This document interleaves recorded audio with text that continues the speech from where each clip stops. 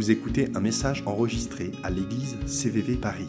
Pour plus d'informations, visitez notre site internet cvvparis.fr. J'aimerais commencer juste par la lecture d'un passage. En fait, c'est Matthieu 16, 13, 26. En fait, je me suis pas préparée assez, donc j'ai pas un PowerPoint. Donc, si vous avez votre Bible, franchement, ouvrez-le parce que je trouve que ça nous aide vraiment à prêter toute notre attention au texte. Donc, c'est Matthieu 16, 13, 26. Vous l'avez? Great. Jésus se rendit dans la région de Césarée de Philippe. Il interrogea ses disciples. D'ailleurs, je suis en train de lire de Bible de Semeur, si vous êtes sur votre portable et vous voulez lire la même version. Jésus se rendit dans la région de Césarée de Philippe. Il interrogea ses disciples. Que disent les gens au sujet du Fils de l'homme? Qui est-il d'après eux? Ils répondirent, pour les uns, c'est Jean-Baptiste, pour d'autres, Élie, pour d'autres encore, Jérémie ou un prophète, ou un autre prophète. Et vous, leur demanda-t-il, qui dites-vous que je suis? Simon-Pierre lui répondit, tu es le Messie, le Fils du Dieu vivant. Jésus lui dit alors, tu es heureux, Simon, fils de Jonas, car ce n'est pas de toi-même que tu as trouvé cela. C'est mon Père céleste qui te l'a révélé. Et moi, je te déclare, tu es Pierre, et sur cette pierre, je bâtirai mon église, contre laquelle la mort elle-même ne pourra rien. Je te donnerai les clés du royaume des cieux. Tout ce que tu interdiras sur la terre sera interdit aux yeux de Dieu, et tout ce que tu autoriseras sur la terre sera autorisé aux yeux de Dieu. Puis, Jésus interdit à ses disciples de dire à qui que ce soit qu'il était le Messie. À partir de ce moment, Jésus commença à exposer à ses disciples qu'ils devaient se rendre à Jérusalem, y subir des cruelles souffrances de la part des responsables du peuple, des chefs et des prêtres et des spécialistes de la loi, être mis à mort et ressusciter le 3e jour. Alors, Pierre le prit à part et se mit à lui faire des reproches. « Que Dieu t'en préserve, Seigneur, cela ne t'arrivera pas. » Mais Jésus, se retournant, lui dit, « Arrière, Satan, éloigne-toi de moi. Tu es pour moi un obstacle, car tes pensées ne sont pas celles de Dieu, ce sont des pensées tout humaines. » Puis, s'adressant à ses disciples, Jésus dit, « Si quelqu'un veut marcher à ma suite, qu'il renonce à lui-même, qu'il se charge de sa croix et qu'il me suive. Car celui qui est préoccupé de sauver sa vie la perdra, mais celui qui perdra sa vie à cause de moi la retrouvera. » Je vais m'arrêter là.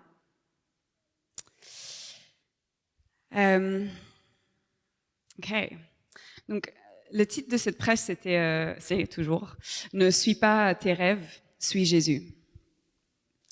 Et je pense que j'aurais pu aussi bien l'appeler « Ne suis pas tes désirs, suis Jésus ».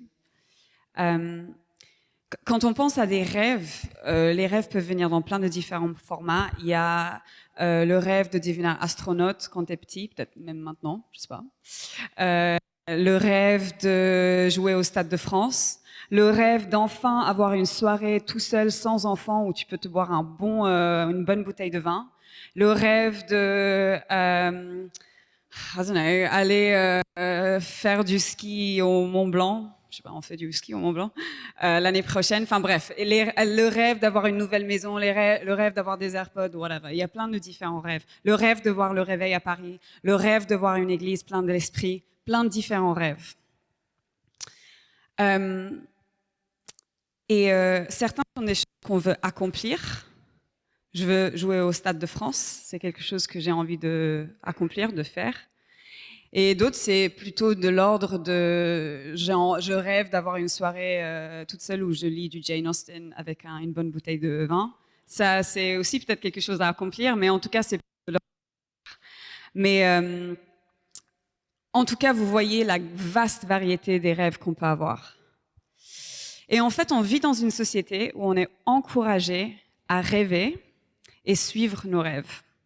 Okay? Donc, j'ai regardé vite fait dans tout ce qui est du travail. Il y a 50 ans, les gens restaient beaucoup plus longtemps dans leur travail. C'était culturellement normatif de ressentir de la loyauté envers son employeur. Il y a 100 ans, les gens ils restaient dans le même métier tout au long de leur vie. Aujourd'hui, c'est assez commun de changer de travail tous les 3 ou 4 ans. Moi, ça fait 7 ans que je suis dans la même boîte. Et chaque fois que je dis ça, les gens ils sont là genre « Wow, punaise, t'es fidèle toi !» 7 ans, hein. Et selon le Bureau de statistique de l'emploi aux États-Unis, la durée de l'emploi moyen chez l'homme, c'est 4,3 ans. Et chez la femme, c'est 4 ans. J'ai même regardé au niveau des partenaires sexuels. Le nombre moyen de partenaires sexuels dans la durée d'une vie en France, c'est 8,1. 1. Je sais pas ce que ça veut dire. Au Royaume-Uni, c'est 9,8. Et le winner takes it all aux US, c'est 10,7. Ça, c'est partenaire sexuel moyen dans la durée d'une vie. J'utilise ces exemples pour illustrer qu'on vit dans une société où, en fait, on est dans une quête pour quelque chose de meilleur. Donc, on est dans une situation et on a nos yeux ouverts pour voir où est-ce que je pourrais avoir meilleur. On est dans une société où la quête de l'accomplissement de nos désirs et de nos rêves est une des quêtes les plus valorisées. Alors, avant de rentrer dans ce sujet, j'ai envie de mettre un disclaimer parce que, en fait, là, c'est mon mari et il aime beaucoup rêver, plus que moi. Et il m'a dit, il faut mettre un disclaimer là parce que j'ai vraiment pas envie qu'on finisse, on sort d'aujourd'hui et que vous vous dites, en fait, les rêves, c'est nul, faut pas rêver. Non, c'est pas du tout mon but. Les rêves, c'est bon de rêver avec Dieu, c'est bon d'avoir des désirs. Ce sont toutes ces choses que Dieu, il a envie pour nous et que même il nous donne des rêves. Donc, ce sont des bonnes choses. Comme j'ai dit, il y a des gens qui rêvent de voir le réveil à Paris, qui rêvent de commencer des écoles, qui rêvent qui rêvent de créer des sons qui vont ouvrir les cieux et faire en sorte que les gens qui expérimentent la présence de Dieu. Je change. Hello, yes. Donc ces rêves, ce sont des bonnes choses. Ils sont pas des mauvaises choses, ok? J'ai vraiment envie de souligner ça. Mais le problème, c'est quand ils sont placés dans le mauvais ordre de priorité. C'est-à-dire au-dessus de Dieu. C'est pas le rêve, mais la place qu'ils prennent dans notre vie. Et même dans l'Église, ça peut se produire. On parle beaucoup de notre appel. Moi, je me rappelle quand j'ai fait une école de discipulat à Paris entre mes 20 et 21 ans. Et il y avait beaucoup ce discours autour de l'appel. Quel est ton appel? Limite, j'étais genre, I don't know, quel est mon appel? Et c'était hyper important de trouver son appel. Ce qui est une bonne chose. C'est bon quand on reçoit une vision, un appel de Dieu. C'est des bonnes choses. Mais est-ce que parfois, même dans l'Église, cela peut prendre la place de Jésus? Là, tout à l'heure, on a chanté Mon bien-aimé est le plus beau parmi des milliers et des milliers. Et ça, c'est la vérité. C'est le plus beau parmi des milliers de personnes, mais d'activités, d'ambitions, de rêves, de désirs. Jésus est le plus beau. Toujours.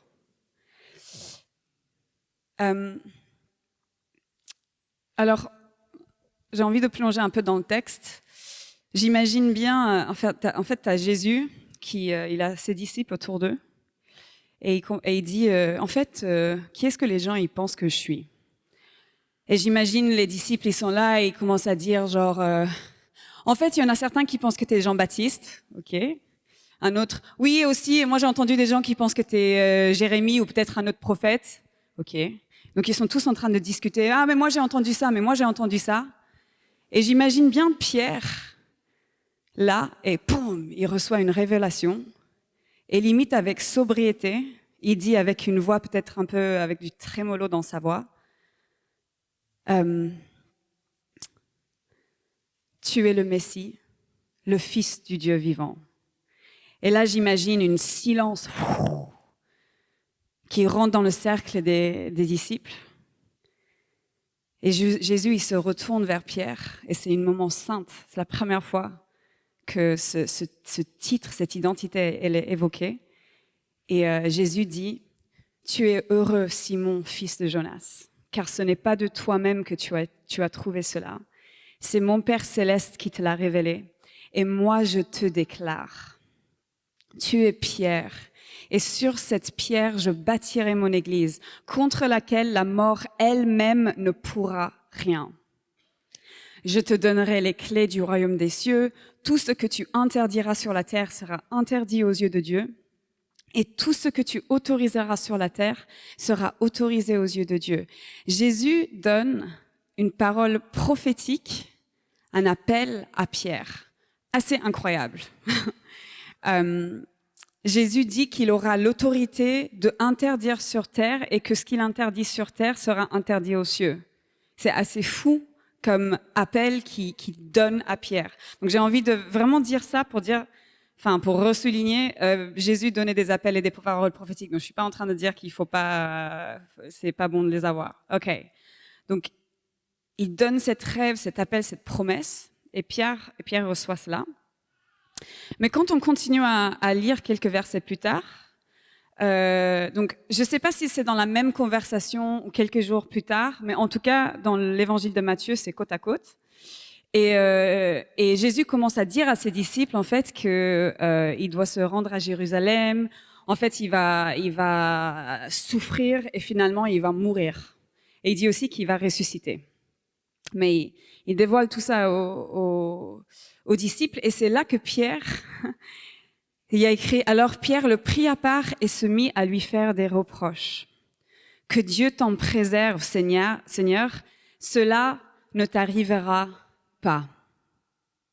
C'est le même Pierre qui vient d'avoir la révélation que Jésus est le Fils du Dieu vivant et qu'il est le Messie. Pierre reprend Dieu. Et c'est là que Jésus répond, « Arrière, Satan, éloigne-toi de moi. Tu es pour moi un obstacle, car tes pensées ne sont pas celles de Dieu. Ce sont des pensées tout humaines. » Pendant la louange, je demandais à Dieu, quel ton de voix est-ce que tu as utilisé quand tu as dit ça? J'essayais de m'imaginer Jésus dire « Satan, éloigne-toi de moi, tu es pour moi un obstacle car tes pensées ne sont pas celles de Dieu, ce sont des pensées toutes humaines. » Je trouve ça intéressant que ces histoires sont mises côte à côte dans l'évangile de Matthieu, parce que le truc, c'est que je me suis dit, en fait, le désir de Pierre, quand il a dit « ça ne t'arrivera pas », j'imagine que ça venait d'un bon endroit. Il aimait Jésus. Il aimait Jésus, il était ami avec Jésus, Jésus était son Seigneur, il voulait pas qu'il meure. Ce n'était pas un mauvais désir. Mais le problème, c'est qu'il a placé son désir au-dessus du désir de Dieu. Et finalement, Pierre, il a dit, en fait, ma volonté et pas la tienne. Et juste sur ça, j'avais une autre pensée, c'est que Jésus lui avait dit, dans l'appel que Jésus lui avait donné, il avait dit « Ce que tu interdiras sur la terre sera interdit aux cieux ». Ensuite, Pierre dit « Cela ne t'arrivera pas, cette mort, cette souffrance, cela ne t'arrivera pas ». Donc il commence à interdire sur terre. Et c'est là où Jésus, en fait c'est grave, là quand il commence à rentrer dans son appel en dehors de la volonté de Dieu, la réponse de Jésus, c'est « Tu es un obstacle pour moi. Tes pensées ne sont pas celles de Dieu, elles sont des pensées tout humaines. » C'est dur à entendre. Enfin, je ne sais pas comment Pierre, je ne sais pas qu'est-ce qui s'est passé après. Mais je me demande, si tu exerces un appel que Dieu il a mis sur ton cœur, ou sur ta vie, ou un rêve que Dieu il a mis dans ton cœur, en dehors du cadre de la volonté de Dieu, on sait que la réponse de Dieu, elle est forte.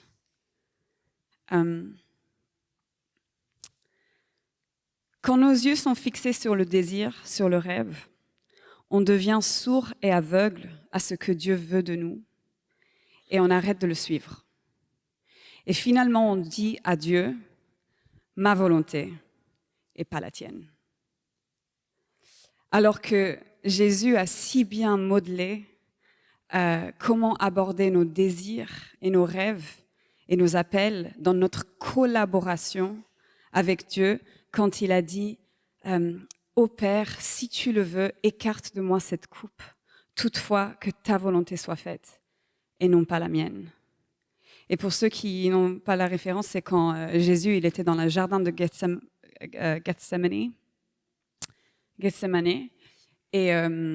et c'était juste avant qu'il soit arrêté. Et il savait qu'il allait souffrir, mourir. Et en fait, il est dans un moment où il est en train de prier. Et son désir, il dit, Père, j'ai pas envie de souffrir et de mourir. Ça, c'est mon désir. Mon désir, c'est de pas souffrir et de mourir. Donc, si c'est possible, éloigne de moi cette coupe. Mais, toutefois, que ta volonté soit faite et non la mienne.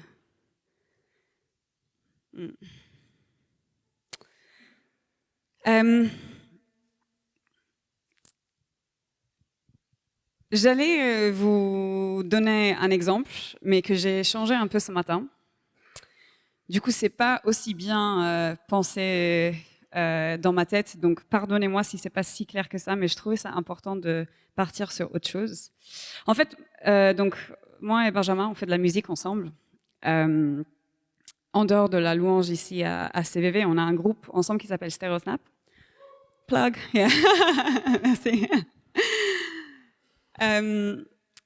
Et on a plein de rêves dans le cadre de la musique. Okay? Donc un des rêves, c'est créer des sons qui vont amener la présence de Dieu aux personnes qui écoutent. Moi, je pense souvent à des personnes qui écoutent, genre, je kifferais trop, qui genre ils sont en train d'écouter le son et they're like, pah, Esprit de Dieu. Notre rêve, c'est de jouer au Stade de France. Souvent, on fait, quand on a des répètes, il y a un son où genre ça commence avec une solo de guitare de malade, fait c'est hyper fort. Et quand on le répète, en fait, c'est moi, Benji et Adrien, un batteur qui faisait partie de CVV il y a quelques années. Et donc on est dans le cabane du fond du jardin des parents de Benji. Tous les trois, on a un son de ouf dans nos oreilles. Merci Benji pour tout le travail que tu as fait là-dessus. On a des retours incroyables. Et genre là, moi je commence, en fait, le solo de guitare commence. And I'm like, Wouh! Stade de France! Comment ça va? Est-ce que vous êtes prêts? On est tous les trois hein, dans la cabane et on s'enjaillit, mais et genre là,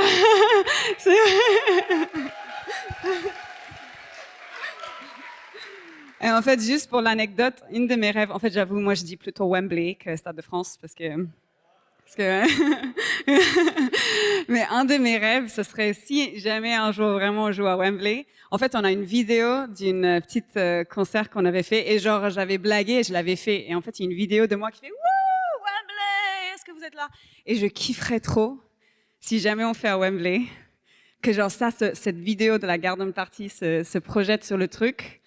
Et que genre, tu vois cette petite vidéo faite sur Insta où genre on est en train de blaguer et qu'après, il y a toutes les lumières qui sont baissées. Après, tu vois, les lumières commencent pas s'éteindre, à se allumer. Et genre, le truc commence. Et genre, je regarde les gens, Adrien et Benji, and I'm like, hi Wembley. Oh, ce serait ouf. Anyway, voilà, donc on rêve de faire ça. On rêve de faire des feats avec des artistes. On rêve que pendant nos concerts il y ait des guérisons. On rêve. Enfin bref, c'est pour dire qu'on a plein de rêves. Et je préfère raconter cette histoire parce qu'il n'y a pas une fin encore, ok? Et je pense qu'il y a la plupart de nous, on a des rêves. et on n'a pas encore forcément vu la fin, et je pense que c'est plus cohérent de raconter ça. Mais c'est pour dire que parfois, avec Benjamin et Adrien, on peut avoir des interprétations des rêves, on a envie de voir des choses s'accomplir, et parfois ça peut être hyper frustrant de pas les voir s'accomplir. Donc, par exemple, une des histoires, c'est il y a quelques années, je m'appelle, donc pour ceux qui connaissent The Voice, en fait, ce qu'ils font, c'est ils appellent les gens et ils te proposent de faire partie de l'émission. Et je me rappelle une fois, donc il y a genre des scouts et ils m'ont appelé, ils m'ont fait, est-ce que tu veux faire partie de l'émission?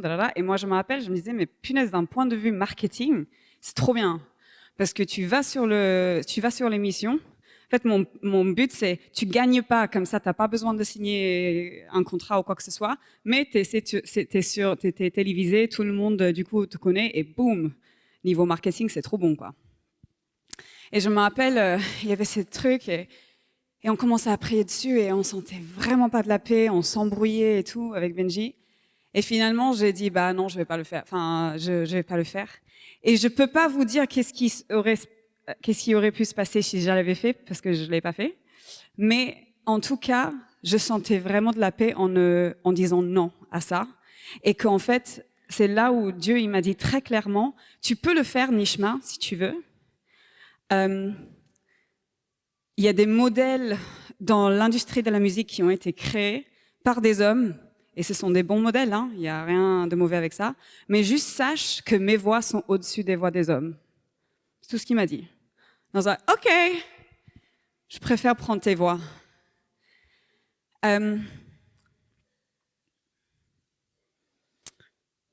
Ouais. La dernière chose sur ce sujet, c'est j'ai envie d'honorer Benji parce que lui, il passe beaucoup plus de temps sur la musique que moi. Il passe 3 jours par semaine sur la musique, moi je passe 1 jour.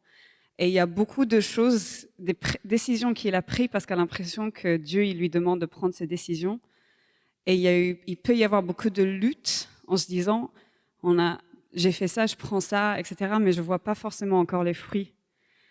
Et il m'émerveille un peu avec son habilité de amener ses désirs à Dieu et ses luttes à Dieu et toujours finalement dire Seigneur, j'ai envie de ça, j'ai envie de ça, j'ai envie de ça.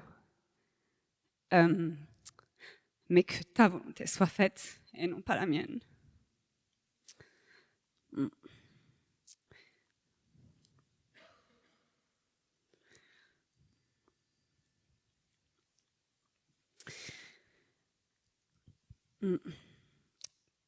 Je propose que souvent, quand on suit nos rêves et nos désirs, plutôt que ce que Jésus nous demande de faire pour les accomplir, c'est parce que nous n'avons pas assez de confiance en Dieu qu'il nous amènera à leur accomplissement. Si on continue dans le texte, dans verset 24, Jésus dit « Si quelqu'un veut marcher à ma suite, qu'il renonce à lui-même, qu'il se charge de sa croix et qu'il me suive. Car celui qui est préoccupé de sauver sa vie la perdra, mais celui qui perdra sa vie à cause de moi la retrouvera. » Et j'ai pas assez de temps vraiment pour rentrer dans une réflexion approfondie sur ce texte qui est très, très, très riche. Mais une des choses que j'ai envie de souligner, c'est que un acte nous est demandé. L'acte, c'est de renoncer à toi-même et de suivre Jésus. Même quand le chemin qu'il te demande de prendre semble la chose la plus incohérente pour l'accomplissement des désirs et des rêves que lui-même il a placés dans ton cœur. Moi, j'ai envie d'être au stade où Dieu il me dit « Ok, Nishma, tu vois Everest là-bas, c'est là-haut que tu vas être. » And I'm like « Ok. » Et il me fait « Ok, on y va. » Et que moi, je sois là, genre, j'ai envie d'être là, genre « Ok. » Parce que si moi, je garde mes yeux là, peut-être j'essaierai de tracer mon propre chemin pour y aller. Mais c'est tellement moins bon que ce que lui, il prévoit. Et c'est juste ça la réalité. J'ai beaucoup aimé le choix des chants aujourd'hui. Tu traces un chemin, tu ferais un chemin, tu perds des miracles, tu es lumière dans les ténèbres, tu tiens tes promesses. Tout ça, c'est vrai. Dieu, il est bon. Il est digne de notre confiance. Et je pense que pour pouvoir être cette personne qui dit « OK » et on le suit vers là, toute notre confiance, on doit le placer avec lui. Yeah. Il y a une citation d'une enseignante qui s'appelle Jackie Hill Perry que j'aime énormément. Enfin, j'aime énormément elle. Et il y a cette citation que j'aime beaucoup dans son livre Holier Than Thou. Et elle dit « Si Dieu est saint, il ne peut pas pécher. Si Dieu ne peut pas pécher, il ne peut pas pécher contre moi. Et si Dieu ne peut pas pécher contre moi, cela ne devrait-il pas faire de lui l'être le plus digne de confiance qui soit ?» Je vais le redire. Si Dieu est saint, il ne peut pas pécher. Si Dieu ne peut pas pécher, il ne peut pas pécher contre moi. Et s'il ne peut pas pécher contre moi, cela ne devrait-il pas faire de lui l'être le plus digne de confiance qui soit ?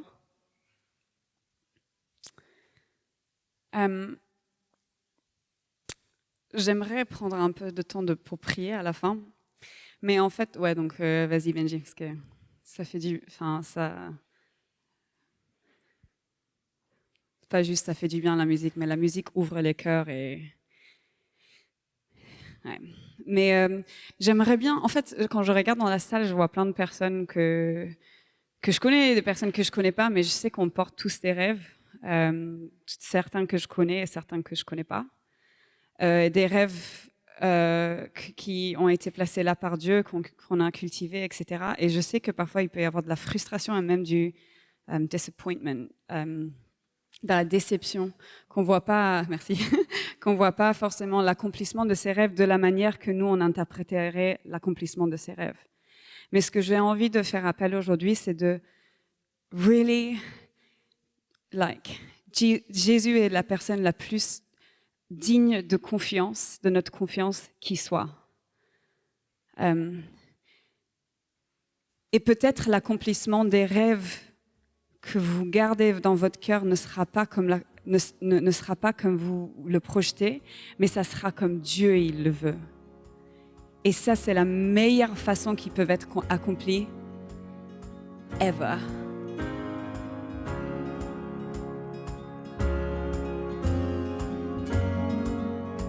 Vous venez d'écouter un message enregistré à CVV Paris. Pour plus d'informations, visitez notre site internet cvvparis.fr.